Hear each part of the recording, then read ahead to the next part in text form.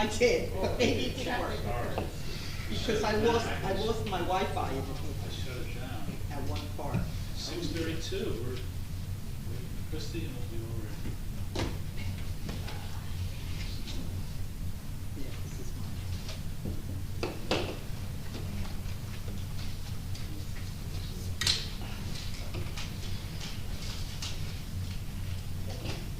Great, we could stand for the pledge of allegiance for the pledge of allegiance.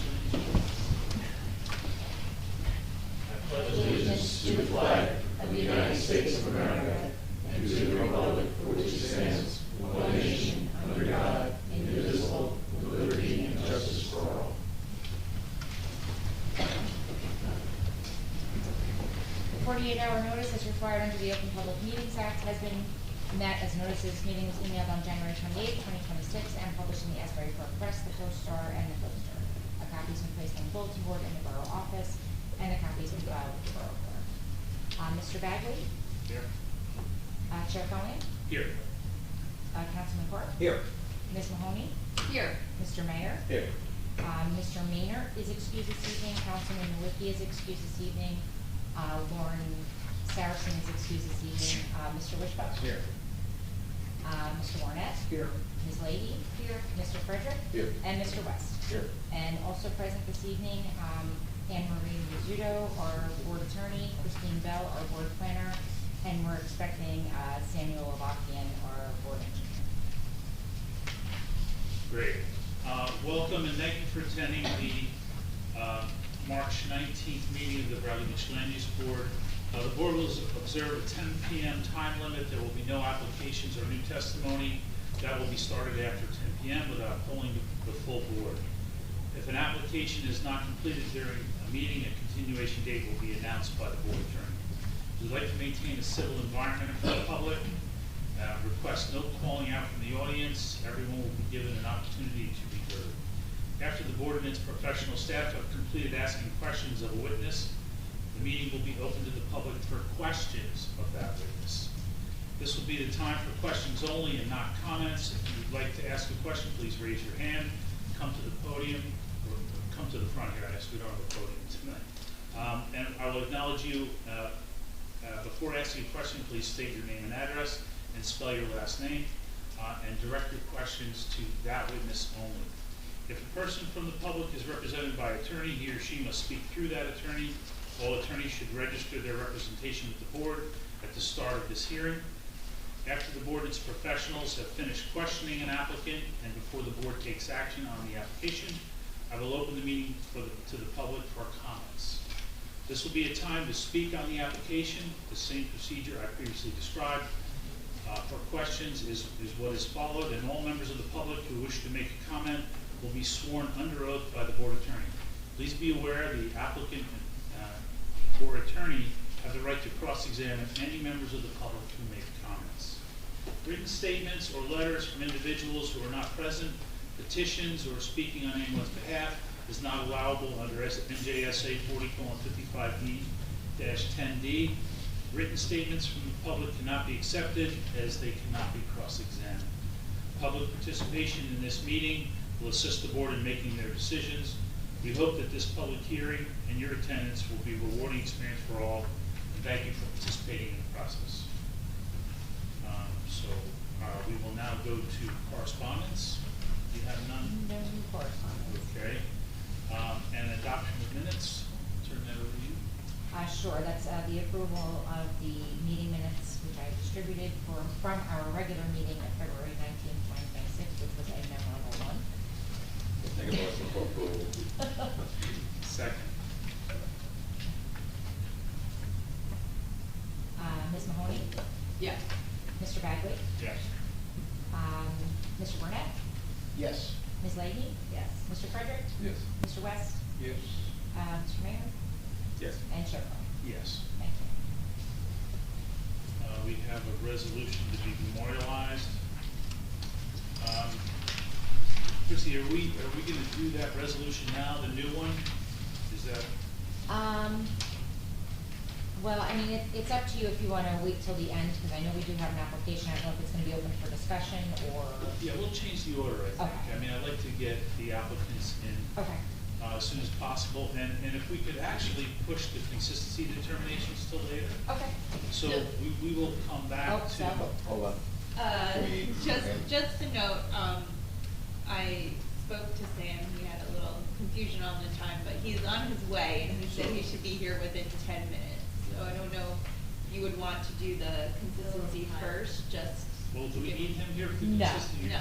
Okay, let's do that, thank you, I wasn't aware of that. So, we'll do the consistency determination on ordinance 2026-17, the Borough of Bradley Beach supplementing the Borough Code, Article 4, general regulations applicable to all zones of Chapter 450, to clarify regulations pertaining to undersized lots and pre-existing nonconformities, introduced by the Borough Council at a meeting on March 3rd, 2026. We have a letter from Ms. Bell, our planner, stating that it is consistent with our master plan, which is really what our charge is. But if any members have any notes on it, or why the change was made, I'd be happy to discuss that. Sure. Sure. Yeah, the basic reason was just because the lot was undersized, it was causing anything that wanted to be done within the property to create an application for a variance. But if the applicant is not proposing anything that otherwise requires a variance, then this would eliminate the need to require a variance for the application. So if there's no variance triggers, Right. they can just get their zoning permit. Right, so if they're building and their lot coverage is, because before their lot coverage was within regulation, they still had to come because it was an undersized lot. So if it Yes. still fits, then there's no reason to trigger it. So it's just, the folks on the north end of town get some relief in Yeah. terms of, again, it's gotta be conforming, otherwise they will be here. Mhm. I thought that was a good follow-up by the council, thank you, council. So if we have a vote on that, proceed. Mr. Chair, just let me Sure. make one observation for members of the public. So this is the board making its consistency determination with the master plan per our planner's report. From here, this ordinance will go back to the mayor and council, and it is scheduled right now for the mayor and council to hear it in April, I believe is the date. I have it here, April 7, 2026. So if anyone has any comment about this ordinance, it is at the public hearing before the council on April 7th. That's it. Yeah, and so that would be the time for the public to speak, that's why we're not opening to the public. Right. Because we don't really determine changes in the ordinance, we just determine whether it's consistent with our existing master plan. I just need a motion. I'd like to make a motion that we Find it consistent? find ordinance number 2026-17 consistent with the master plan of the Borough of Bradley Beach. Okay. Mr. Martin? Ms. Mahoney? Yes. Mr. Bagley? Yes. Mr. Wishbone? yes. Councilman Nuwicki? Oh, he's not here. Councilman Carr? Yes. Okay, sorry.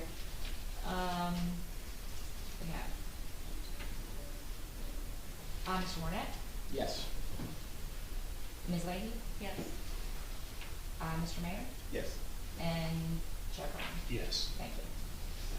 Our next consistency determination is on ordinance number 2026-16 of the Borough of Bradley Beach, amending and supplementing the Borough Code for the Borough of Bradley Beach, Article 2 terminology and Article 7 off-street parking for driveways, loading requirements of Chapter 450 entitled zoning.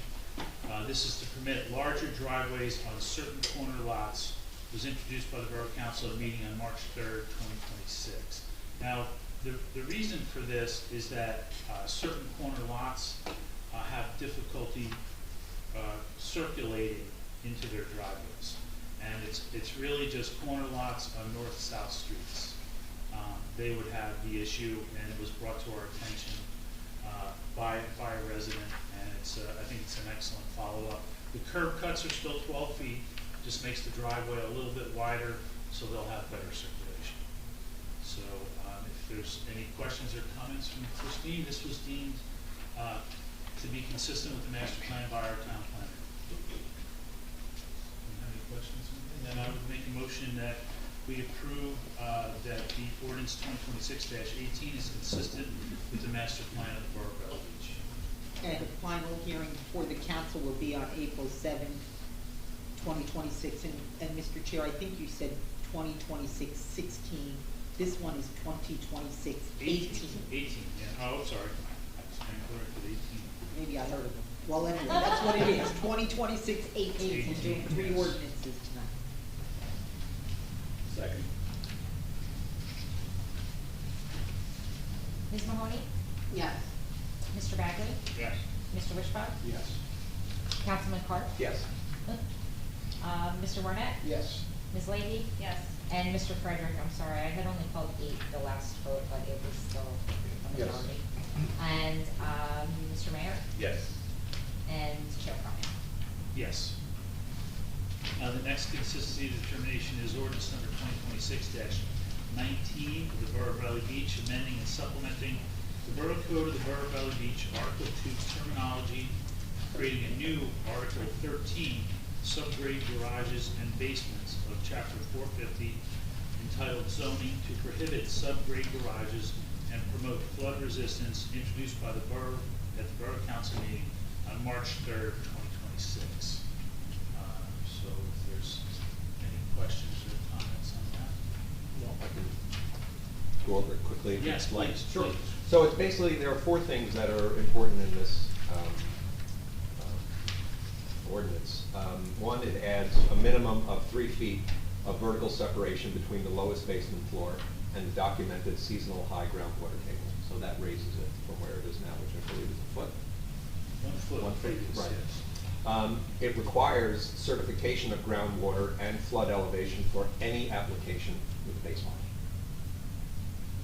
It also disallows below-grade garages, which of course we know have inherent draining issues, promoting flood resilience.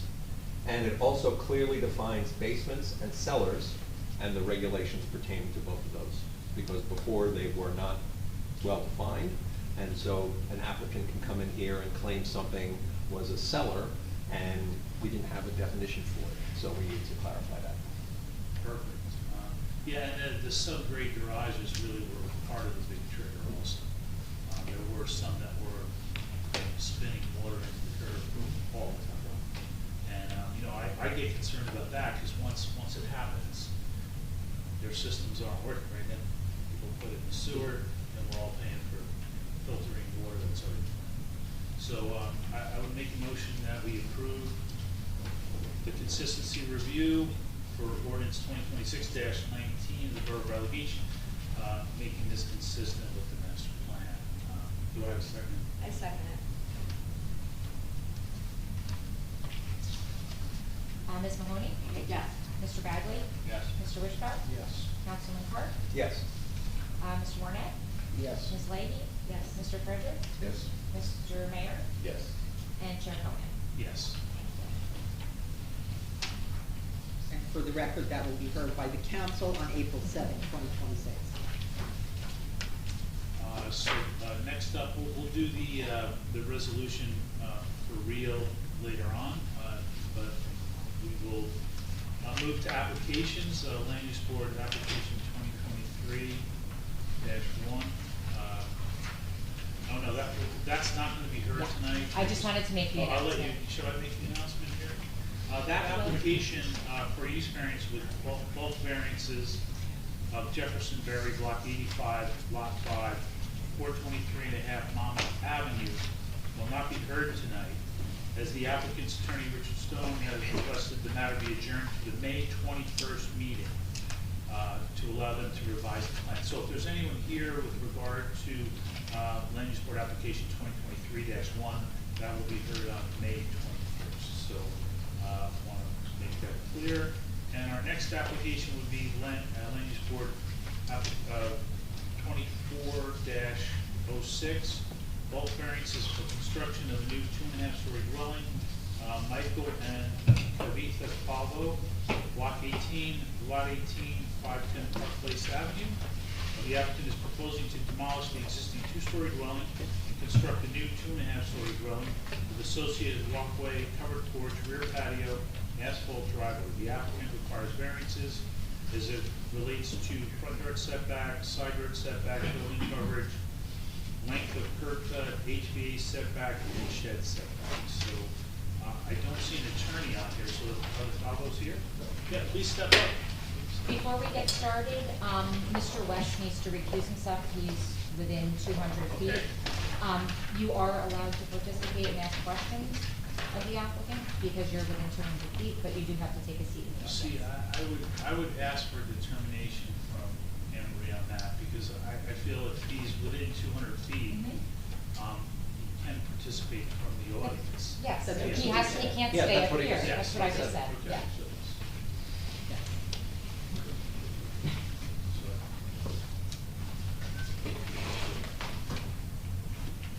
Great, so please come up. I can't recall. You guys just only rely on the computer screen? Whatever is better for you, I mean, we do, Okay. There's two of them, so the public can see and the Okay. board members can see. Yeah. And of course, they have the file plans. I probably shouldn't refer to this then. Is that different, sir? No, it's the same thing. I Okay. just didn't know how to position it.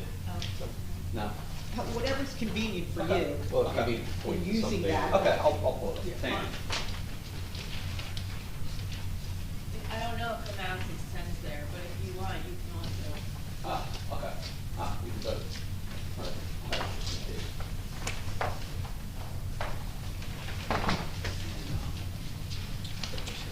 Thank you. Appreciate it. Yep. Thank you.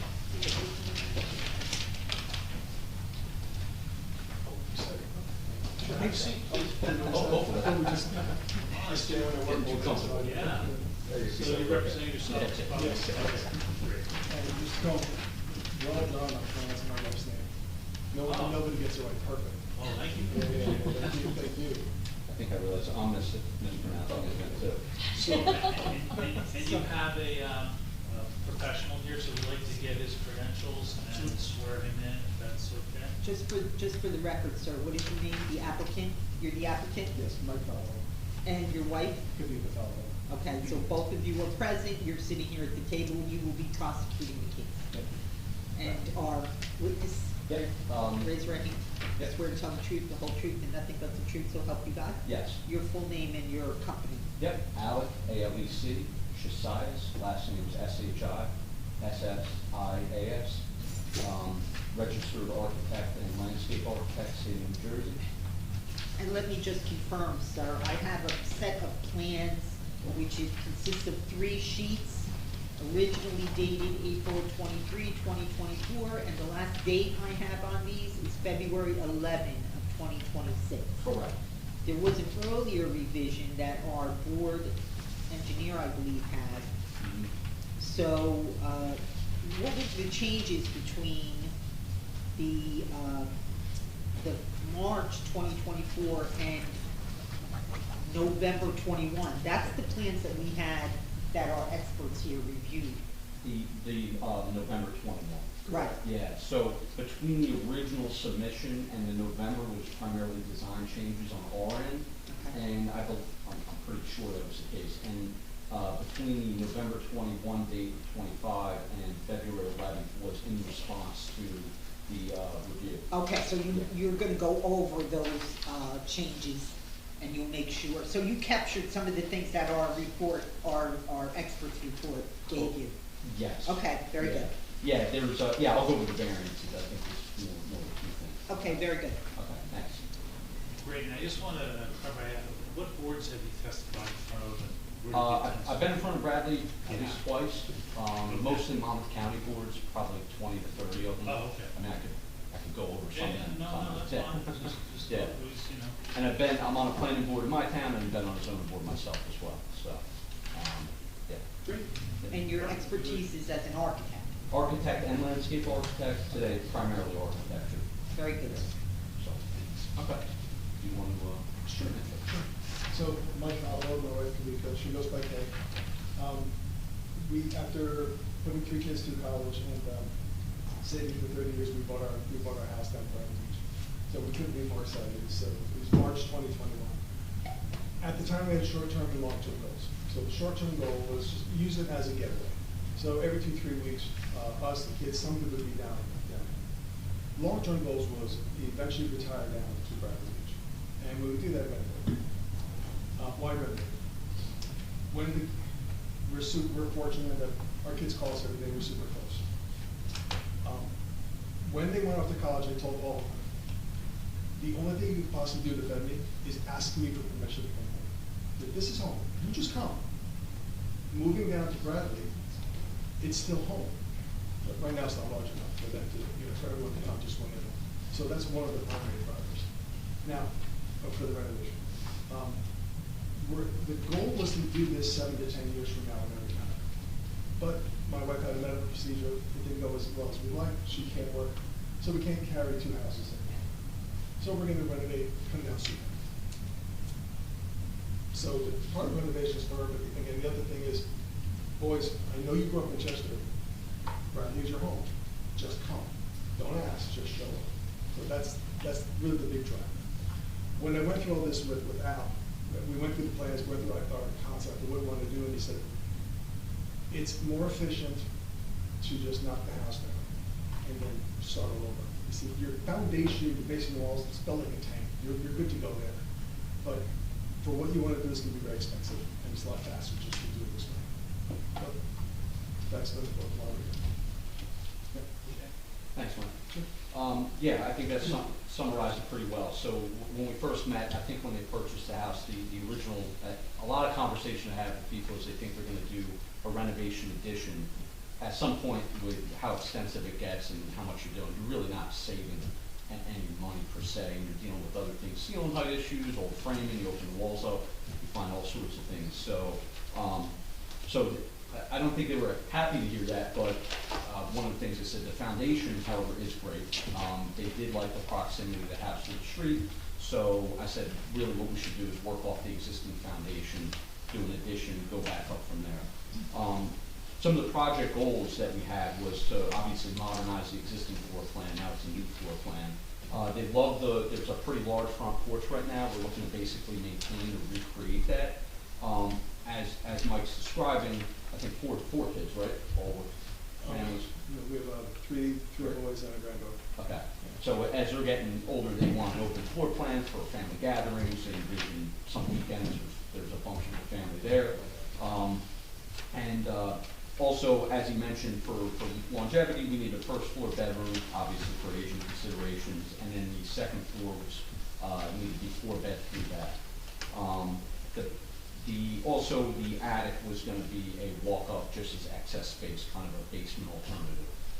The existing basement's not high ceilings, so I guess to go through the plan to kind of show how that worked out. Let's see here. So, okay, corners on both, great. So on the first floor, you can see the pretty large or deep porch on the right side. They also wanted to carry it across the full front of the house, both for aesthetics and usability, but here it could actually be a usable, functional, kind of like an outdoor room on the front porch. This side, we know we're up against the front yard setback. 6 feet is really kind of the functional minimum to a porch. You get below that, it's really almost more decorative. So that's kind of where we went with that. On the left front corner, we have a first floor bedroom. Then I guess then maybe a bedroom flexibly. There's no closet. So bathroom, full bath there, mudroom, side entry from the drive, and the main thing, the main open floor plan, kitchen, dining, living. Switch back stair here, big sliders going out to the back door. On the second floor, the stairs land to the central hallway, and you can see the 4 beds and 3 bath. In the short term, at least, or hopefully longer, this will be the master suite on this side. And with the kids having grandkids, things like that, they want a little extra space in the bedroom, so each family can stay in one where they're staying for the weekend. And you can see again a habitable attic here within the roof framing, meets definition of a half story, but gives them some extra space, more like a rec room basement type alternative. On the exterior, This is the front elevation. You can see the front porch going from full span left to right. The right side, the deeper front porch we referred to. You can see on the right side here, a little side entry with a covered entry, just suitable for the rain protection. The rear elevation, you can see the sliders, covered roof entry. Just again, let it be open even if it's raining. It is facing north, so it's not really sun protection, but that I'll go over why I'm talking about that in a second. But yeah, so that's the exterior. You can see the habitable attic within the roof framing, so it really will be a 2.5-story home. So that's the overall architectural description, floor plans, elevations. Now what I'll do is go through the variances, you know, what's required, what's existing, what's proposed. So minimum front yard setback porch, it's 8.9 due to the neighboring average setbacks, which there was a survey completed for. We're currently at 7.8. We're proposing 7.7. And really the 7.7 is actually a little bump out, just to give a little more detail for these columns. So the main porch is actually 8.7. So 7.7 again is just for the stairs and columns right there. Again, obviously porches I think are always a great element in downtown neighborhood type settings, 50-foot, well, yeah, 50-foot lots, things like that. So even though it is a slight encroachment in the setbacks, I think it's within the character of the neighborhood.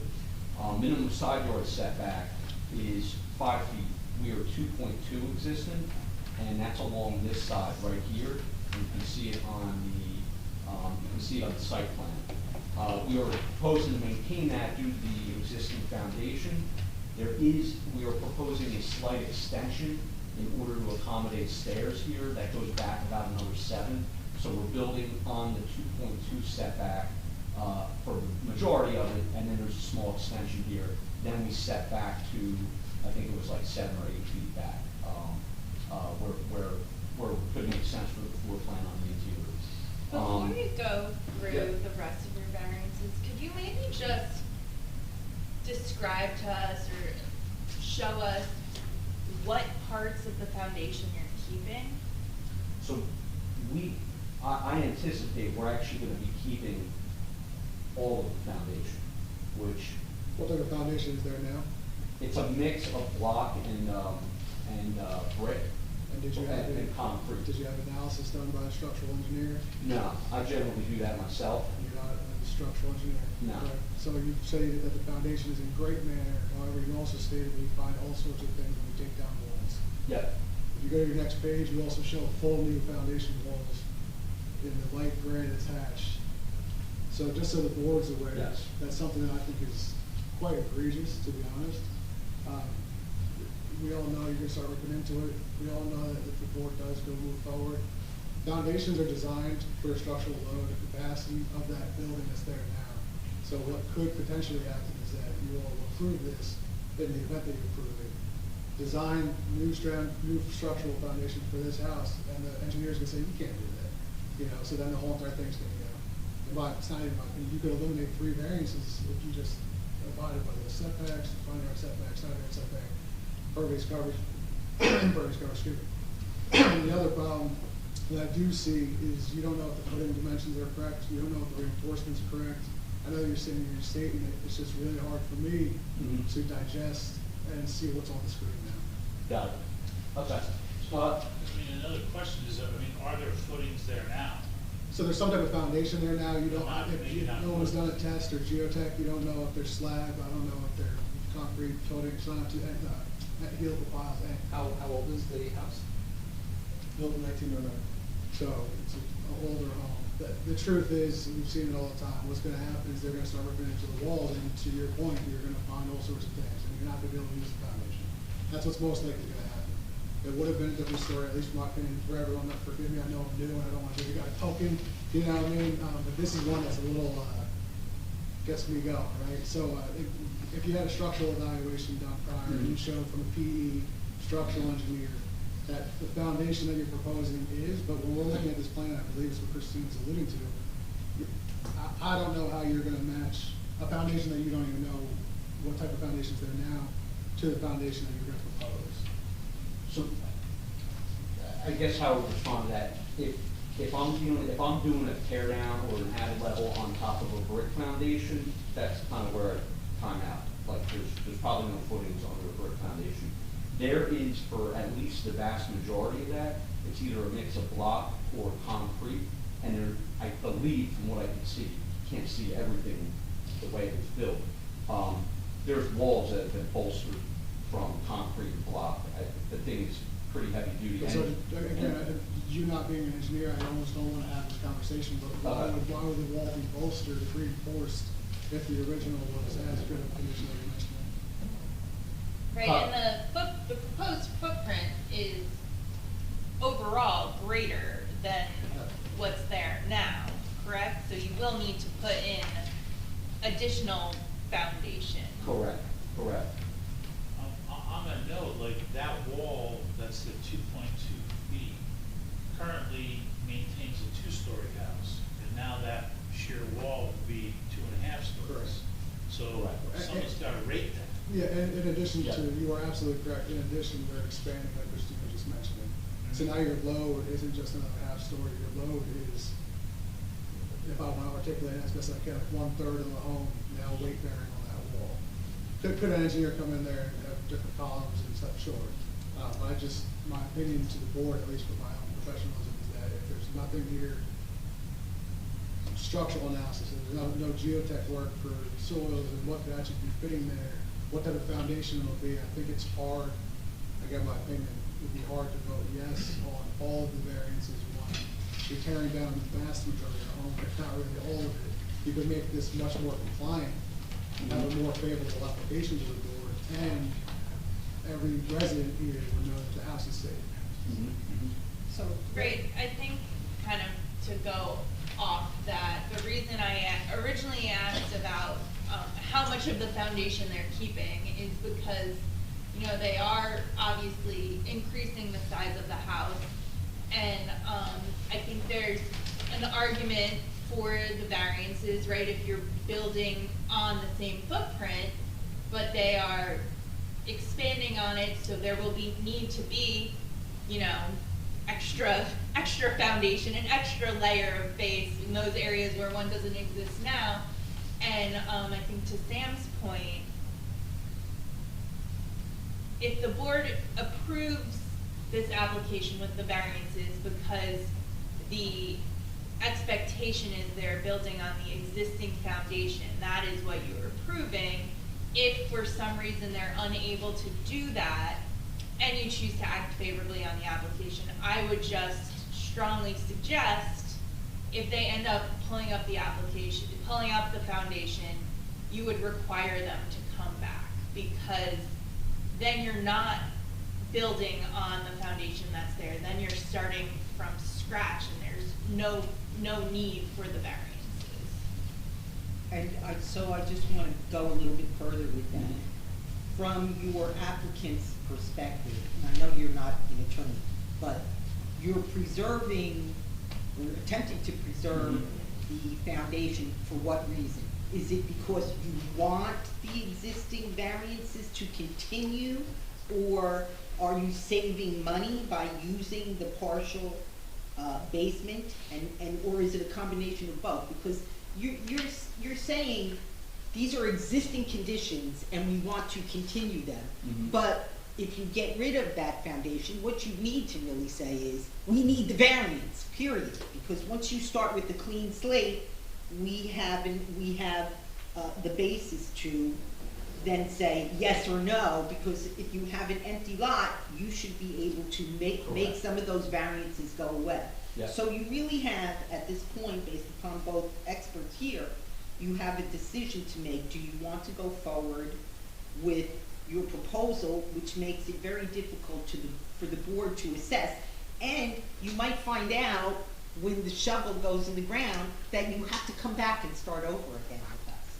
So you really should either get the geotech or make a decision one way or another.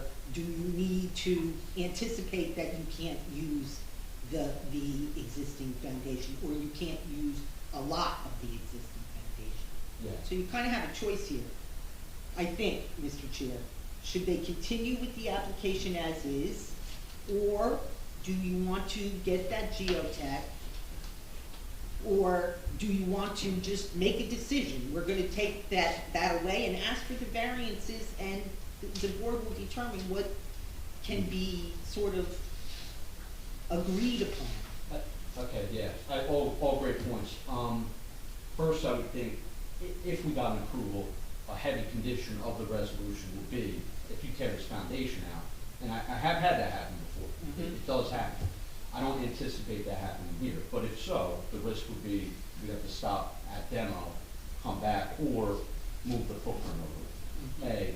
B, I think primarily, I think it was probably a cost driver and maybe more disturbance and things like that on the site driving it, because one of the negatives we discussed was being 2.2 feet from the lot, you basically can't have windows there because of fire code. So. Right, on that side. Yeah, that was one of the negatives we talked about, if we want to keep that. There was never any discussion, I don't think they talked about it, was the idea of keeping the foundation in order to keep the house that close, because that's a negative, not a positive. So if we were starting from scratch, it would be, conforming on setbacks. So to that point, you are pretty much starting from scratch in your front yard, and you're still enhancing that front yard setback, even though it might be de minimis. Correct. You are enhancing that setback. Yes. So that's another variance that you could have approached the board with a more whole application. Yeah. That's not in front of us today. Yeah. And I think that's also existing on some other of the hardships that you created yourself with the air conditioning, the condensers inside of the setback. Yeah. Right, you put them there, not in the backyard. The curb cut, which you'll get to, is like, well, why all of a sudden why does it need to be 15 feet wide? Yeah. So you created these things to make it even more challenging for us to be able Got to. it. Right, and it is a conforming lot, Right. and your building coverage is over when it's not. Yeah, I see this perfectly rectangular 50 by 100 lot. Yeah. That you're basically, except for that western wall and I guess the front wall, because I guess the rest of it has to come down. The walls won't still exist in the basement, will they?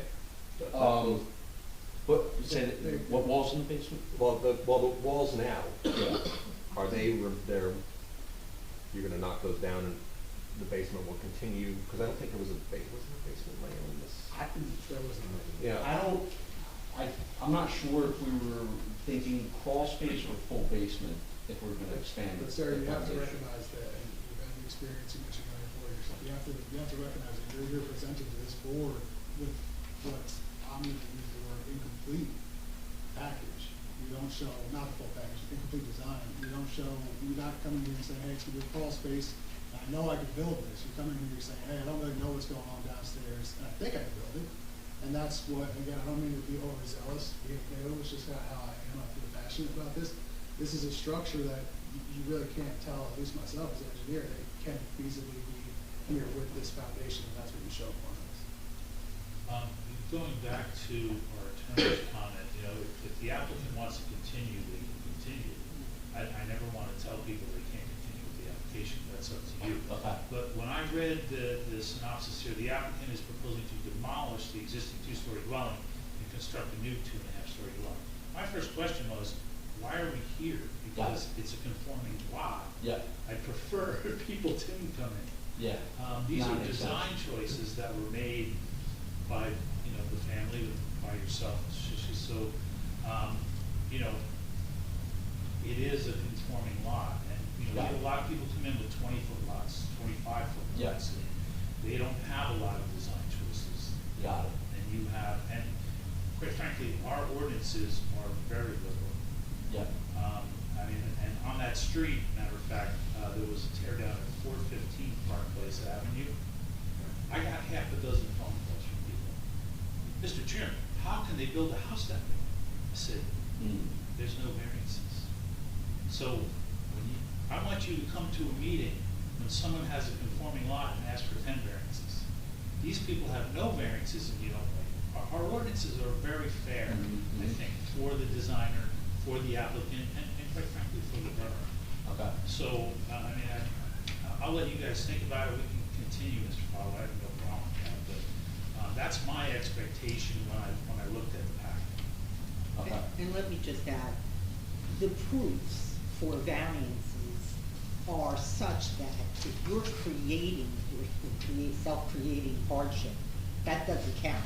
Yeah. If you can eliminate variances reasonably, that's what the law, requires you to look at and decide. It's kind of a weighing position. Are you gonna be denied the variances, or are you gonna work with what you have in front of you, a conforming lot, to try to make it conform? Got it. So, and the other thing is, you have a regular lot. It's a Mhm. rectangular lot. It's not on two frontages. It doesn't have any hardship because of the lot itself.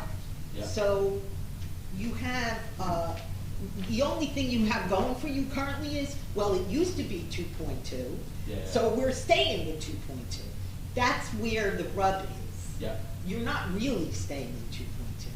You're just relying upon an old foundation that may or may not work. So, in one respect, you're doing your clients a disservice by asking for the approval now, and then we'll see once we dig up.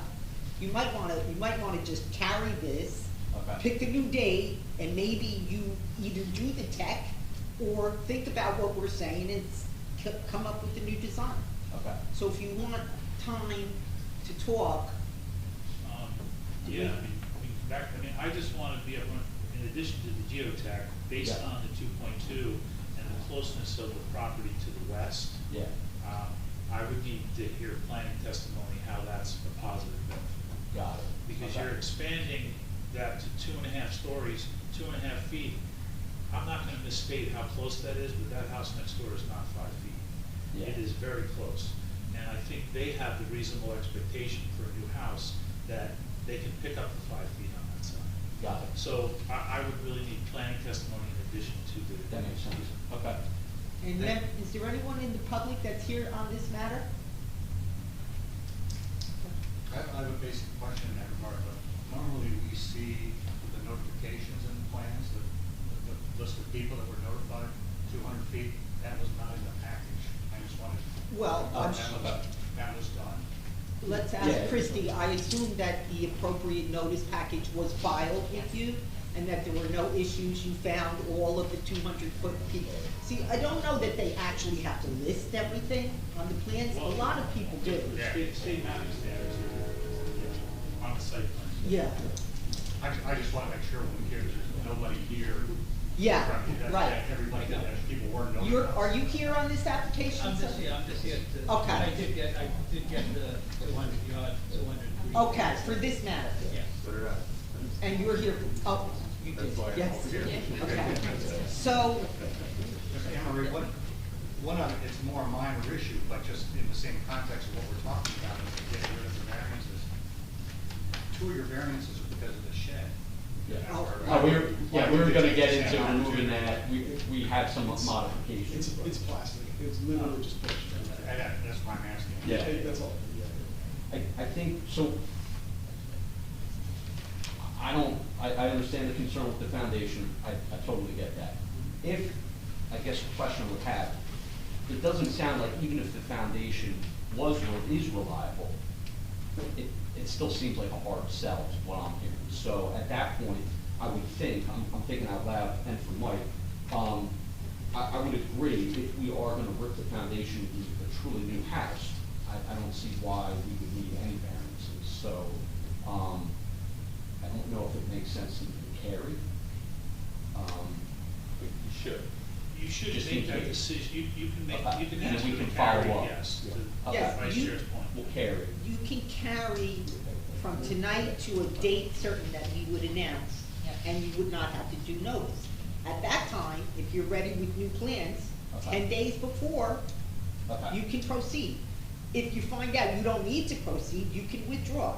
Yeah. But you should continue it because you spent the money doing the notices Yeah. already. And the law allows you to preserve I agree. those Okay, notices. we'll do that. One question on that, just to be sure, the only thing I would think we would want to maintain, but bumping it back to the 8.9 neighboring setback, that's as of right. correct? The 8.9 is As of what? you've done a very nice averaging plan. Okay. And so, you know, our engineer acknowledges that in the That's report, okay. the 8.9. I think that'd be the one thing we would wanna, And that goes back to the liberal nature of how we do it. You know, we Yeah. actually give you that option. it's a good ordinance, because a lot of times you have where you have to bump back, everyone's here, and then it's like, It's you like a know. broken tooth. Yeah, exactly. Yeah. Okay, so I guess on that note, we will carry. So and we'll- let's see from our board secretaries what we look like in April and May. April, we have two, applications scheduled. May, we tentatively have two. So how long do you think you need to, bearing in mind that if you're changing your plans, you have to have them at least Yeah. 10 days I before? would think it'd be May. Yeah. Okay, so May is the safer bet. She's keeping the calendar. Oh, okay. May is, May 21st. 21st, yes. What's better first, May or June? May 21st, they're proposing May 21st. That's fine.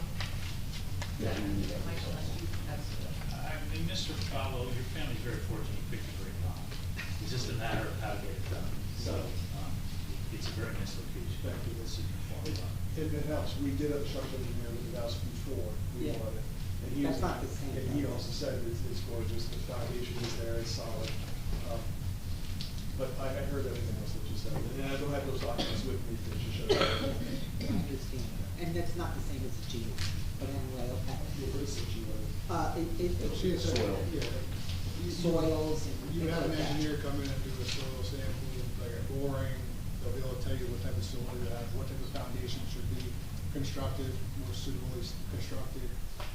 And on top of that, did you get a home inspection, or was it a structural engineer? No, it was a structural engineer. So then maybe you can, yeah, so maybe you could call, you know, if you were to move forward, maybe you already have that report. It's probably required for new residents, right? In Bradley Beach, a lot of towns require a geotech report. Soil boring. Soil boring. But that's, a soil boring, just to be very clear for the record, just a soil boring to tell you you're sending out water table isn't the Yes. foundation. Okay. Yeah. The foundation design, so you need to find someone that will do soil borings, take the sample of the soil, to give you a foundation design. Okay, so we need that regardless of. Yes. No, well, Okay, so if you're just doing, if you're doing a build, there's, what I was trying to explain and articulate, forgive me, it's not, there's two different types. Geotech also incorporates anything in your soil, so you would have to do a soil boring that would show you, I'm gonna get nerdy, strata in your soils as well as your season high. If you were gonna continue with this design and show that this is sufficient, you'd have to have an engineer do that same soil boring, and with that, they'd be able to take your sample of soil to find out what type of soil it is, what percent, algae soil, and then give you a structural design. Not a full design. all but of these foundation things work. can be worked out in the next month, so that you can get ready for May. So, Mr. Chair, I will announce the new date. So, members of the public, I know people said they're not necessarily here for this, but legally, we're announcing that this matter, which is the Falvo residence at 510 Park Place Avenue, Bradley Beach, Block 18, Lot 18, will be scheduled for May 21 at 6:30 PM in this building. There will be no further legal notice given. If we carry that even further or it is withdrawn, members of the public can check in with our board secretary before coming here on May 21. Now, that assumes that they design something that still needs a variance. They could come, Correct. they could go, Right. oh, Skip us we altogether and then designed withdraw. something that doesn't. As I said, you can let us know, we are doing a compliance and we withdraw our application, or Yep. we do want to hold that May 21, and Just then in even case. if you need to go to June, in May, we can announce Oh, a okay. June date as Okay. well. That helps. Anyway, you can pick up the phone and call Christie, she'll help you. Can I ask about the rationale for the driveway? What, the curb About cut? at 15 feet? We were gonna narrow that down. Okay. We had it on there, and we were like, you know what, let's just notice for it and Okay. keep it in there. One question I do have, the AC equipment, if we, you know, redesign this as a new house, we're likely gonna be 5 foot on the left side, I'm guessing, to keep the driveway on the right side. And there's a 5 foot setback for the AC.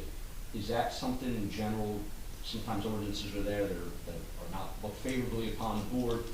I don't necessarily like the AC units being in the backyard. Where I'm going with this is that, The neighbors don't like them to be in the side yard. In a short town, we're very close to each other, and we Yeah. don't want to hear your air conditioner next to our bedroom window. Yeah. So that's why they go in the back. so- sometimes I find when in the back now, every neighbor hears it almost, you know, but anyway, okay, so. Well, that's again No, just- something, if you okay. end up with just a variance for the AC, that doesn't make any sense. No, just to Okay. clarify, it can't be in the setback. Just can't be in the setback. Yeah, Okay. start That's with what it it is. up. Okay, okay. If there's an, Yeah. This yeah, can't be it's in an setback. alternate. Got it. So pick your Okay. poison. Yeah, got it. Okay. All right, it's been a pleasure. Thank you. Appreciate it. Thanks. Thanks.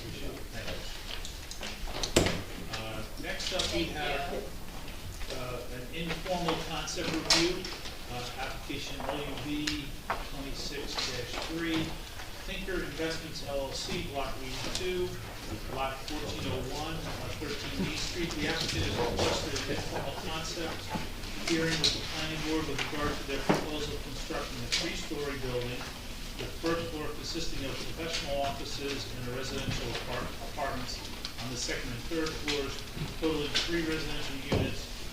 One is a 1-bedroom, the other 2 are 2 bedrooms. A professional office on the first floor will consist of approximately 575 square feet. And Mr. Mark Akins is representing Thinker Investments.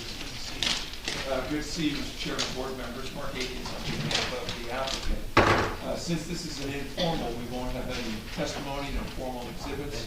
But I do have with me the project principals as well as the project architect, Chris Rudman. He is to my right, your left.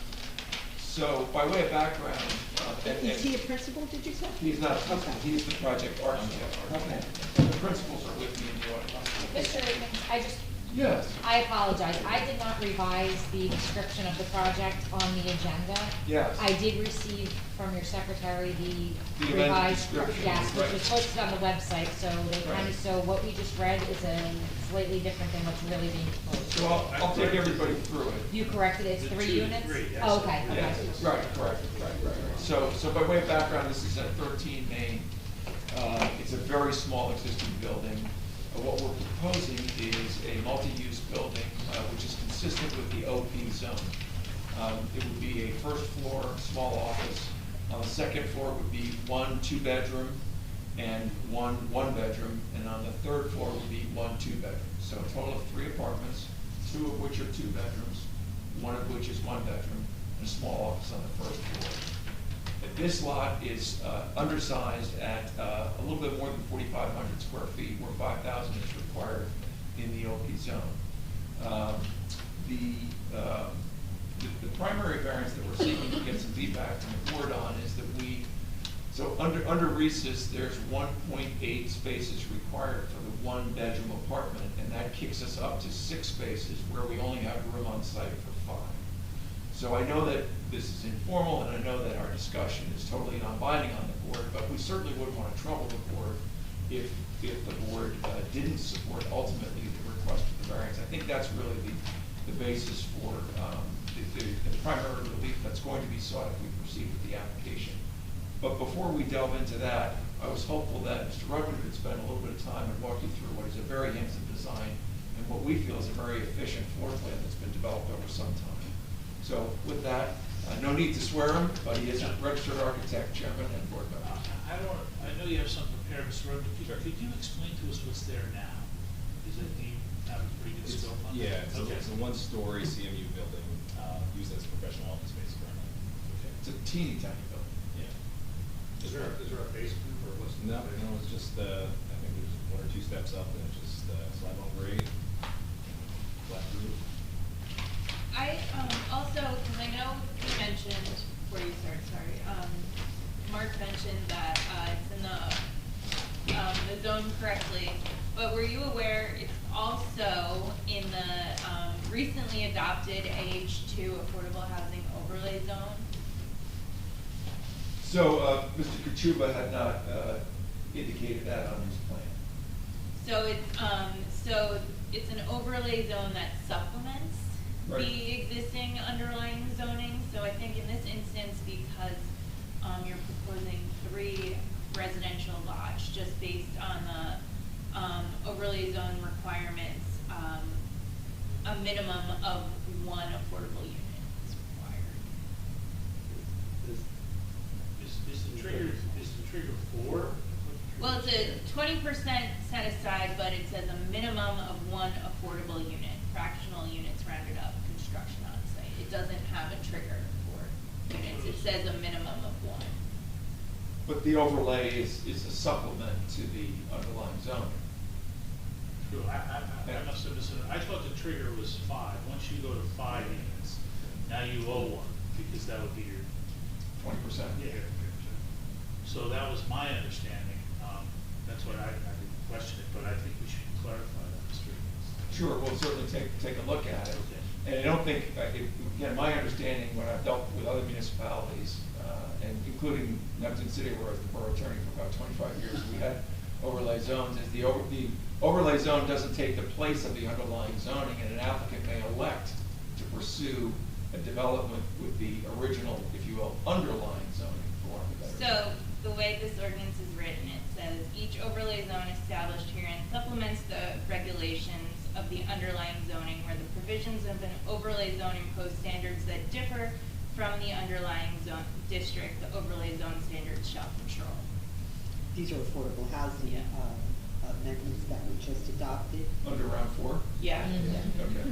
That were just Time is adopted. everything. That's right, it was, March 15th. Yeah, no, everybody in this room is aware of it. Right. the 45-day appeal on those ordinances hasn't passed yet. Right. But Right. whether or not you can get your application in would be the issue. Right, right. Right, time filing in New Jersey, right, okay.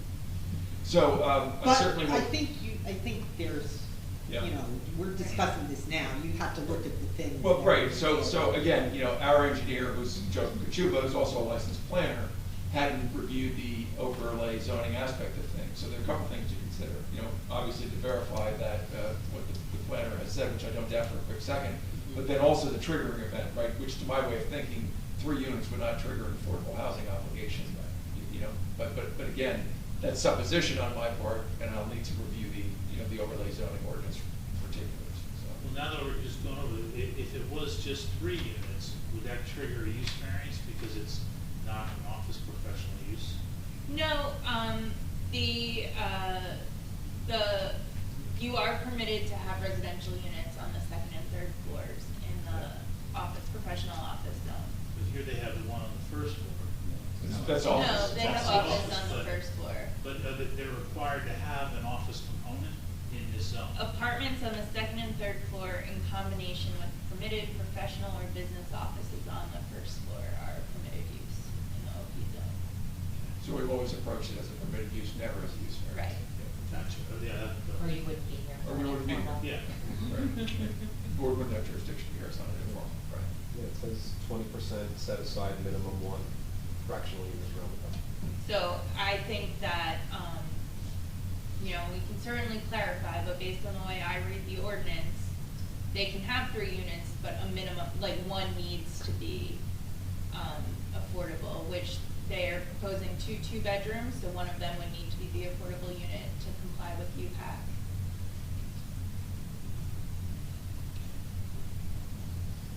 Well, it sounds like we're here, so Right. good that you heard. Yeah. Right. You'll figure it out. I'll talk to Mr. Kachuba when he returns, and, you know, we'll certainly get back to council as to, you know, and then Ms. Bell as to what the. There's a court order approving and all that other good stuff. Sure. No surprise on my part. And we appreciate your client and you coming in here because we'd rather spend an hour now than spend 2 hours another time. So. Plus the cost of getting to the formal, so. It's right. fantastic. Right. Terrific. So with that, I'd ask Mr. Rugg maybe to just take everybody through the floor plans and the elevations. We can start on elevation since they're up. As Mark mentioned, the site is undersized, so it was a challenge kind of figuring out how we're going to do the parking. So parking's located in the rear of the lot. To access that, we need to see that pass through to get to the lot. You're seeing right now. Or, there we go.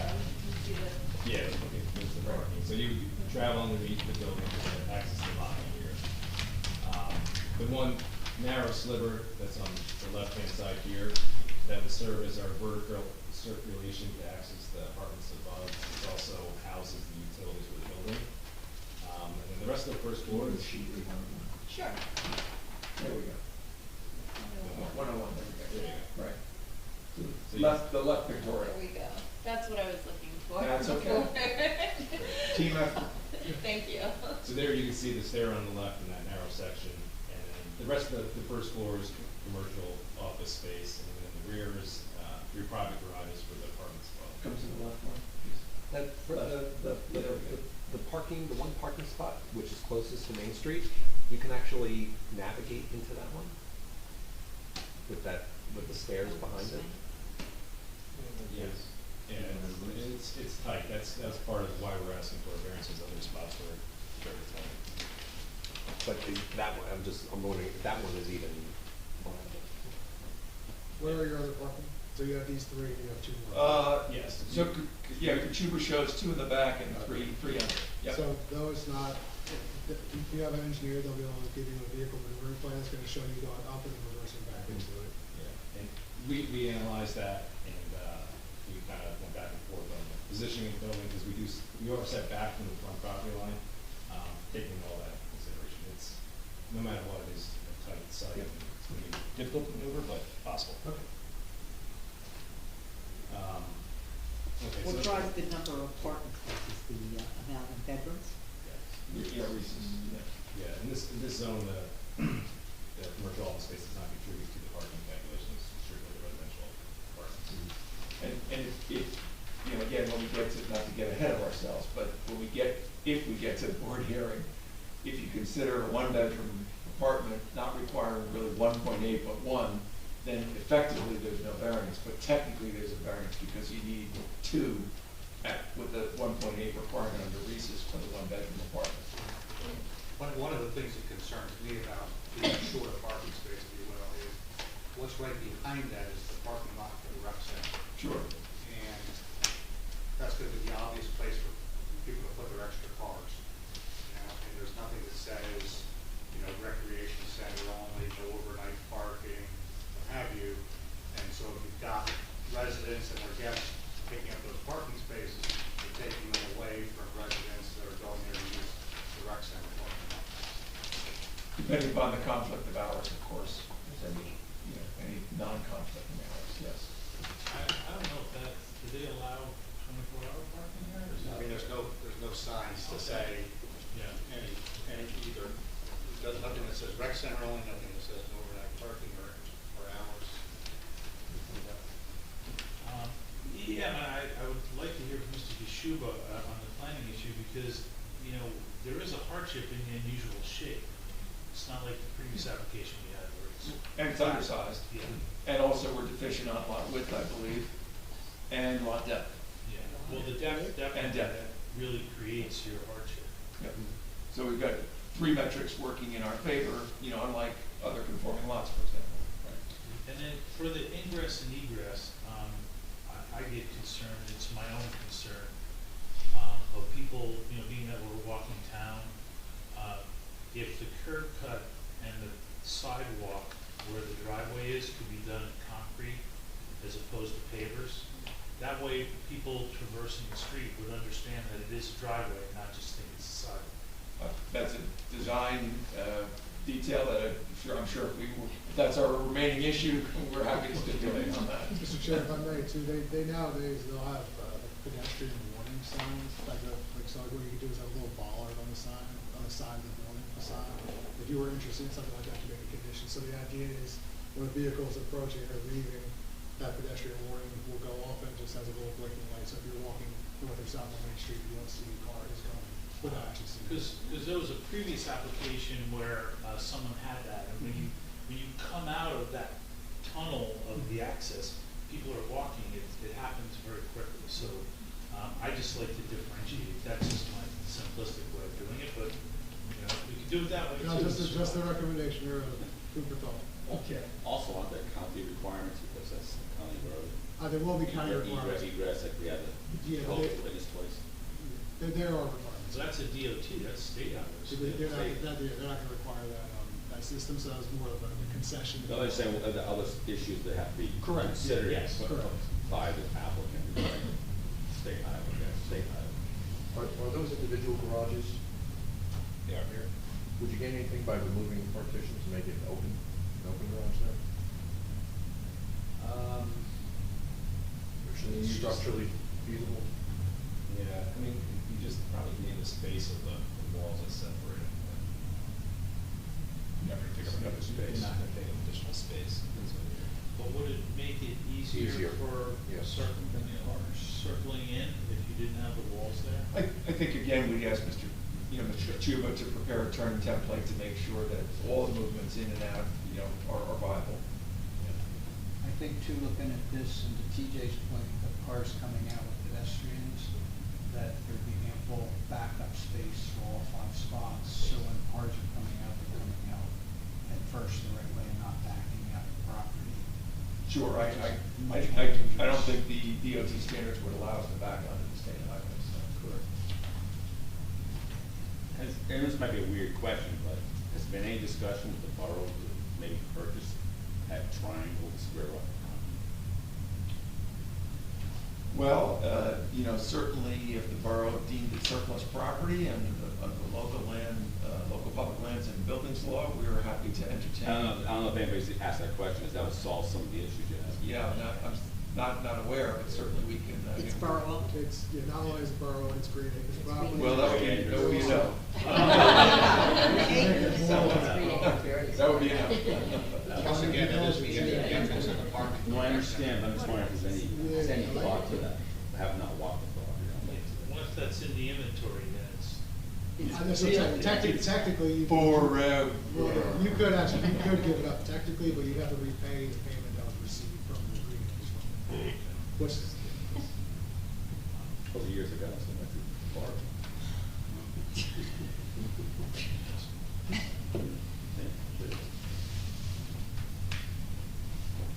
Anything else come to mind? Any questions?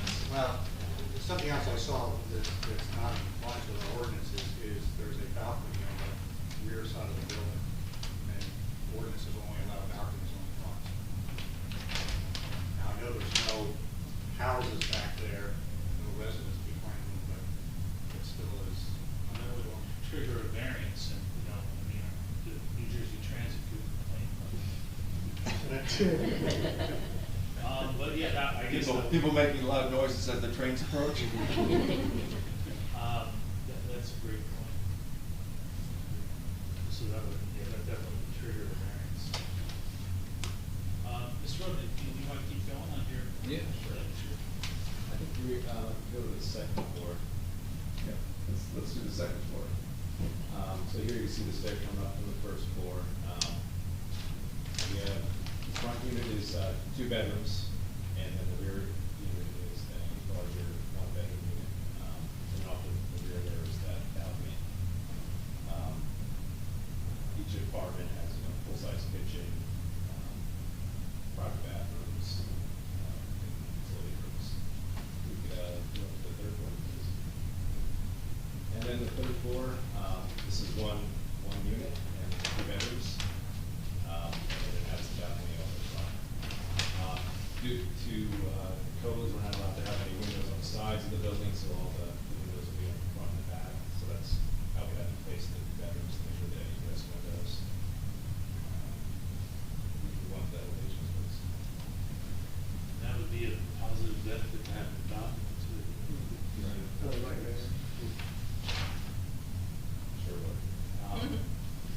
So, as far as like finishes go, the base of the building would be brick, and then fiber cement panels would apply at the front, and then the composite wood panel would kind of run up the front. Some accent points. You can see that the top balcony is not carved in. It's at the same plane as the floor below.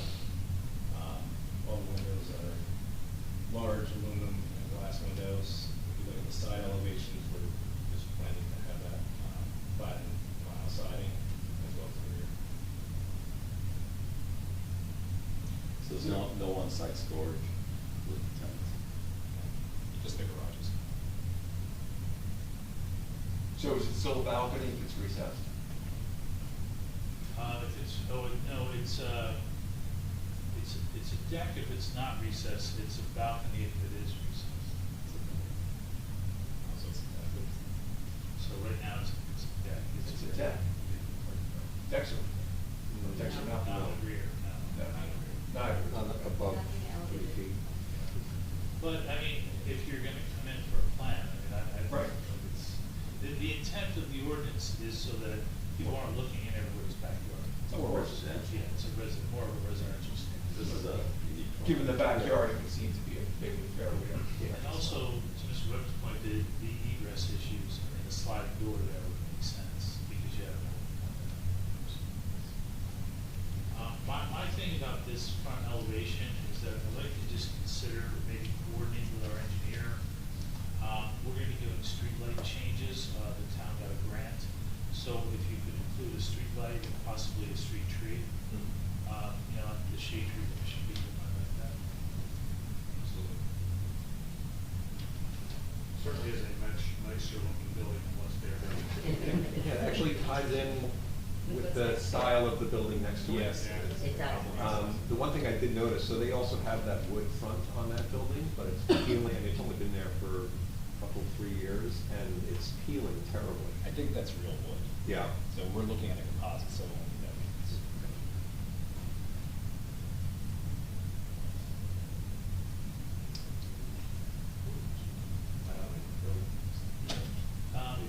Yeah, so, I mean, I think this is helpful in terms of. It's very helpful, and, you know, obviously, we're going to put Joe in touch with the planners so that we can, you know, nail down the extent of the overlay, you know, impact on this mixed-use project, which otherwise was intended to conform and comply, you know, with the use aspects of the OP zone.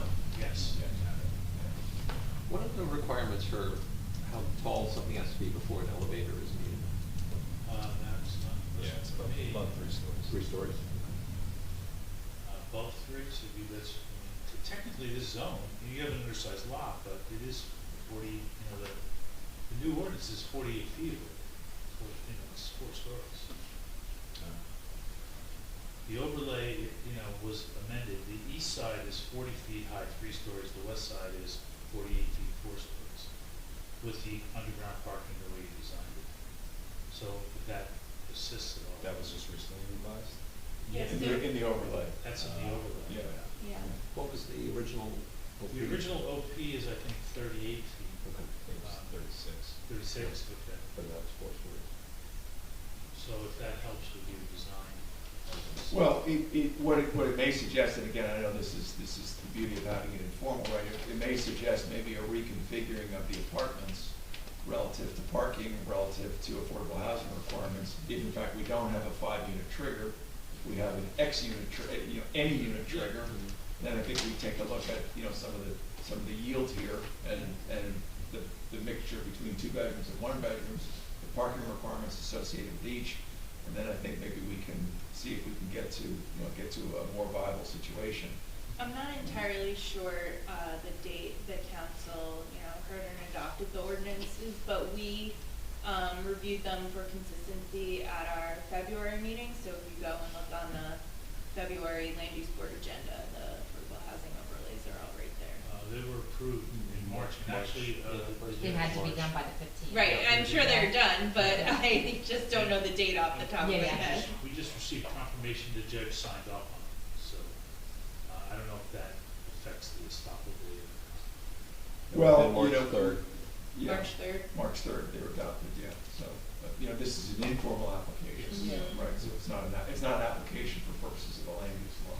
Are you looking to do rental, or, I mean, I know you don't have to commit, were you looking to do rental or ownership? I think that depends. I don't think we've made that decision yet Yeah. from a business standpoint. Yeah, I mean, now you can go up and get extra units, but then you have extra parking, you already have parking. This is why I think, again, the beauty of the informal is that we can at least have the issues identified and not fumble with them, but just spot the issues, which I think is something that's terrific that we've achieved. Well, that's a question I have for Ms. Bell and Mr. Kashuba, is that being that the lot is undersized, is that still entitled up to the 48 feet? So that's the I question. believe so, yeah. Okay. Christine, if, I know it's, you round up all fractions, so if it were 6 and you got to 1.2, does that make it 2 affordable housing units? The way Any- the ordinance is written, any it says fraction. fractional units rounded up, constructed on site, so they would have to also Always- be always constructed round up. on site, Okay. yeah. And the reason why these zones are a little more aggressive in terms of affordable housing requirements than just, you know, the general mandatory set aside is because under the new round 4 requirements, you have to show that you can provide 25% of the unmet need for redevelopment opportunities. So that's where these ordinances came from. And there was a greater benefit in that area, you know, on the west side of Main Street, blocking the railroad tracks. to create- Of course, that's the preference. And hence the height benefit, right, if you will. You are permitted to have a density of 30 units per acre. I don't know how that affects your site, given that it's not that large. We're a bit more than a tenth of an acre. So. I'm not feeling 30 somehow. But I appreciate the sentiment. And you still need to figure, the parking requirements Well, are still. it's going to come are down to the- the parking, yeah. right? But again, I think we have a little bit of workshopping to do, and we, you know, we may need to come back for a second informal for that matter, because again, there's some metrics that we have to, reconcile, so. We're actually gonna write an ordinance for these appointments now, because we wanna promote them. Most towns do, and I serve as the Monmouth Beach Planning Board attorney and the Lock Harbor Planning Board attorney. We encourage them all the time, so. Anything else for our consideration? To go in a completely different direction, since it's apartments and maybe rentals, is a single one staircase fine as far as safety and fire? You'd have to still have an egress, so they could do it, like nowadays, like Anderson has like pop-out windows, that could be considered an egress. You still have to have single egress. So as long as the windows are. Correct, yeah. Egress able, I think. For egress, right. Thank you, good question. Yeah, life safety always very important. Christine, just a question for my own education. The two bedrooms and one bedroom, what they're proposing, you said if they have to do affordable housing, it would be one of the 2-bedroom units? That's correct. And why that as opposed to the 1-bedroom? The way the requirements are written, you need, like a certain percentage is required to be, of all the affordable units in a building is required to be 2-bedroom.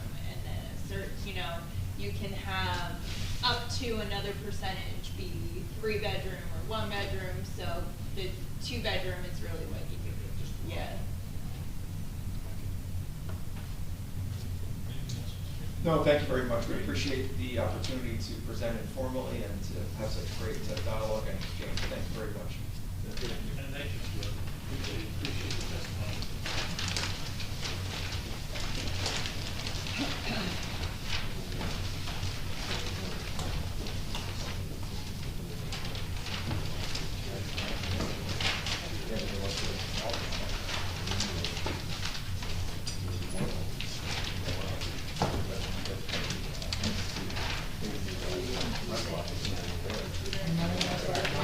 Emergency submission. Well, I think we have a little bit of teaming up to do, so thank you. Yeah. Good evening, Sorry to everyone. throw the wrench Thank in you, your sir. No, no, no. head. Yeah. We're gonna track back to item 7. The resolution proposed review and potential adoption of the resolution supporting goals of NJDEP and requesting model ordinance language, implementation, guidance, infrastructure coordination, regional resilience planning, extension of municipal compliance deadlines, funding, and other relief from the NJDEP real regulations. So the resolution that was sent by Ms. Ticker is amended by Mr. Zuda is essentially the same one that was approved Tuesday night by the council. If Mr. Carp would like to give us a Little rundown, sure. appreciate it. Oh, the council did this as well? The council Yes. approved it on Tuesday night unanimously. I wrote this, so I'm gonna read from it, because Oh. it's better than, Sure. I'm able to write the record. Anyway, this resolution supports the intent of the New Jersey Department of Environmental Protection's RIO regulations. However, it has done so without yet providing sufficient standardized guidance, coordinated infrastructure strategy, or realistic timelines, which risks inconsistent statewide application, unintended flooding impacts, and economic burdens on homeowners. So as such, presenting this to the New Jersey Department of Environmental Protection is critical because it positions the borough not in opposition to RIO, but as constructive partners requesting model ordinances, technical clarity, regional planning coordination, and extended deadlines, ensuring that the regulations are implemented effectively, equitably, and in a way that aligns property level requirements with broader infrastructure and resilient systems. So we're not against this. We just need a little bit more time and a little bit more thought that's going to go into how we actually implement these changes. And we weren't really party to the process, you know, in terms of home rule, we really, they had public hearings on Zoom, I attended one, but that was it, and we really got no heads up from our environmental commission or from any other outside agency. It's amazing that it's been going on for so long, and it seems like it's really been done behind closed doors, and, you know, why it never bubbled up to this level that, you know, it was signed at the last minute, right, last day of office. And now That's everyone's somebody else's scrambling. problem, yeah. There's engineers and architects scrambling now to design before the July 20th deadline. Now, that's why this resolution requests it to be held back, the date pushed forward, and we can all come to the table. The interesting thing is that it's actually created by the DEP and approved by the governor. It never went through a legislative process, which I find keeps the voters out. And I don't believe that's fair. I think our Assembly and Senate should have had a chance to take a look at it, and I'm hoping they will. There are resolutions out there to hold it back. We'll see where they go.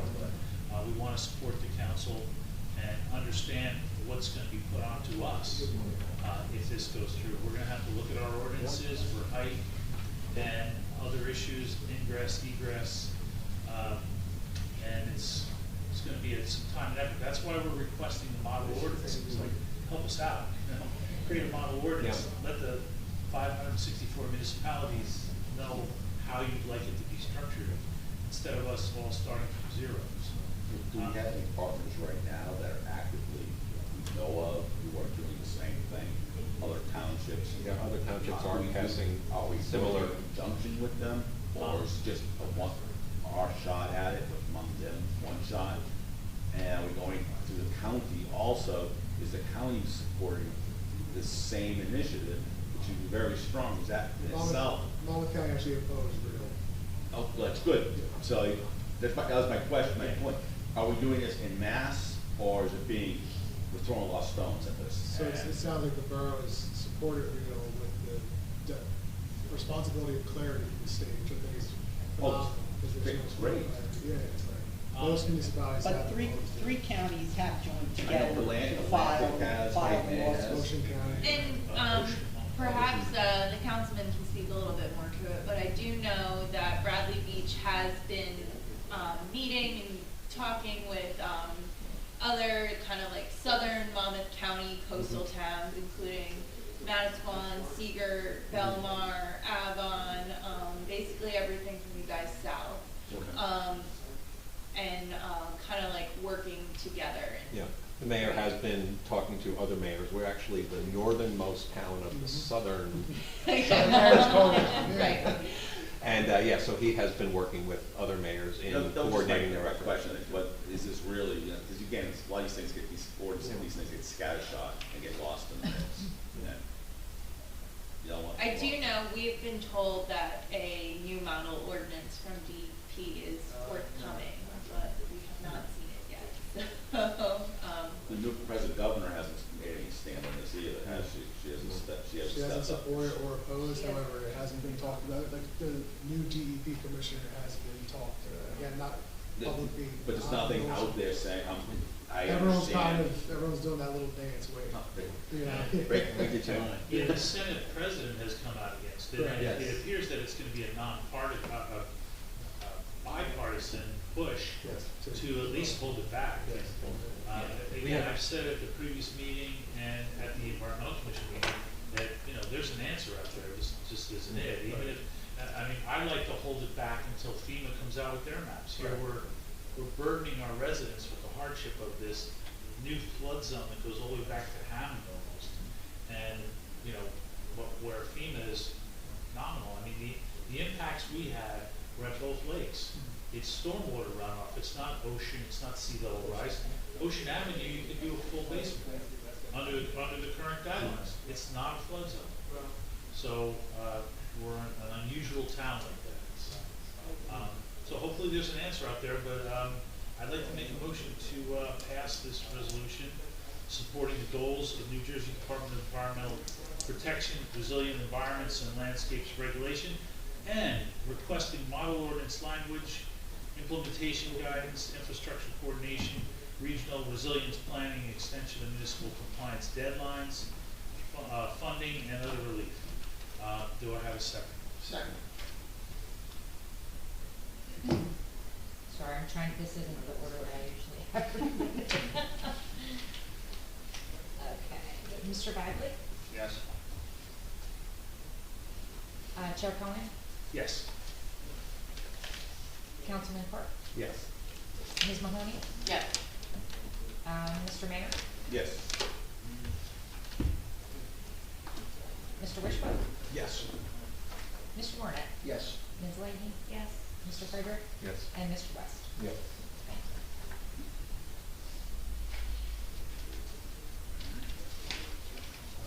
Just want to check with our secretary here on new business or old business and schedule. And scheduling. Let's, you wanna know who's on or what's going on? Well, I like the board to understand what's ahead of us. So, well, this evening we just carried an application which may or may not be before us in May. But for next month, we are expecting, I haven't seen the plans yet though, so I'm a little skeptical. They had requested to carry, that was for 106 Central. They had requested to be carried to April, and they were providing new notice, and they are in the process of revising the plans. Who's that?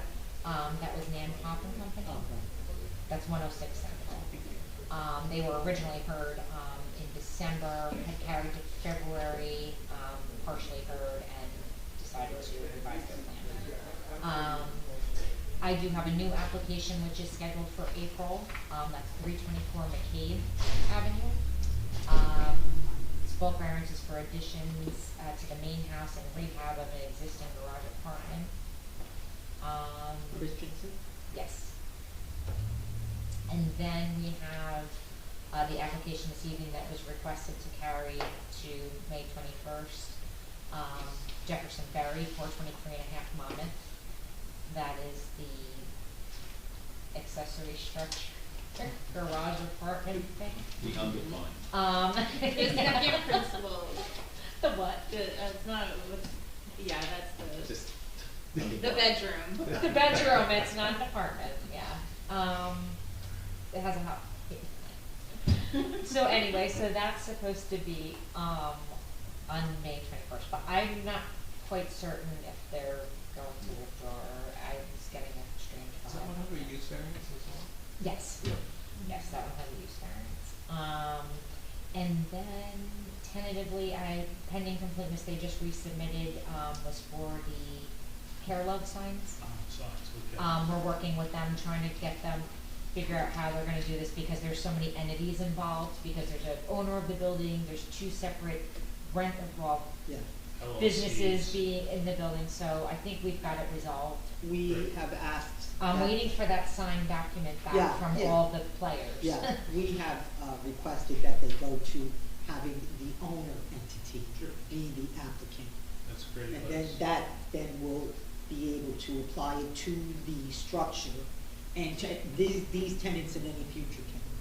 Right, so the variance goes with the land and the property, not necessarily the tenant. Yes, not the So, entity. that's why So it's a we little odd. eliminated the tenants and we're going with the landlord who's also the owner, Okay. which was the best It was suggestion we could, that it makes it work. And then I have two other applications that were deemed incomplete, waiting on resubmissions. One was severe, I didn't even think I sent it to the professionals, I just gave them an administratively incomplete letter, it was really bad. And the other one, we were going back and forth, he is seeking the help of an engineer and trying to get that resolved. So we're just waiting on some plans and resubmissions but I mean, it's, the So weather's April coming and and May, it's we probably gonna have- pick up, Yeah. as usual. But April and May, we have activities. Yes, we do, definitely. I mean, Okay. there's two that are kind of on the fence, two that are most likely going to move forward. I don't know what's gonna happen with this application, so, that's what we've got. Great, would you like to make a motion? Yes. Okay. Second. Our next meeting's April 16th at 6:30 here, unless the location changes for some reason, but. Flood, Should be, locust. could be, you never know. All in favor, say aye. Aye. Thank you. Thank you. You did, no, right.